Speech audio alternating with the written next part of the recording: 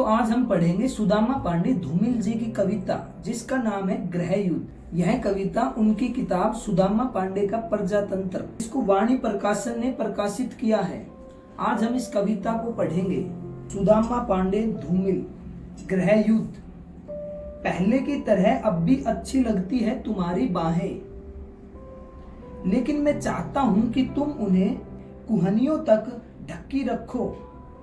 पहले की तरह अब भी तुम मुझे विदा करती हो, लेकिन मेरी छाती पर खुली हुई बटन बंद कर देती हो। काम से वापसी के बाद मैं दरवाजा सूंघता हूं और तुम मेरी रुमाल। हमें अपने पड़ोसियों से भय है। शाम के वक्त हम अब भी घूमते हैं, लेकिन अब हमारे हाथों में न कोई पत्ती होती है और न होठों पर प्यार।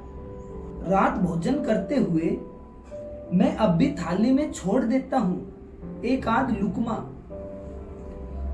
और थोड़ा सा और खा लो के आग्रह से बदले धीरे से अनाज की महंगाई की बात करती हूं।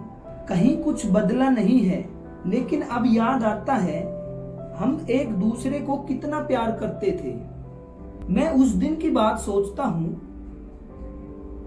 हम दोनों बाजार गए और मुख द्वार के लिए नया ताला खरीदा। एक ताली तुमने रख ली और एक ताली मैंने।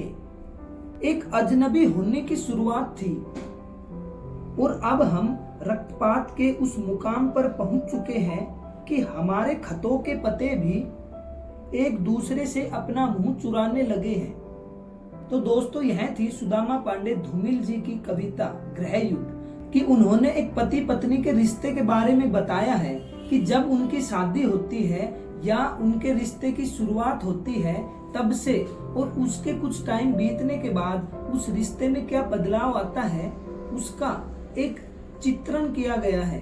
आपको यह कविता कैसी लगी हमें कमेंट बॉक्स में बता सकते हैं। धन्यवाद।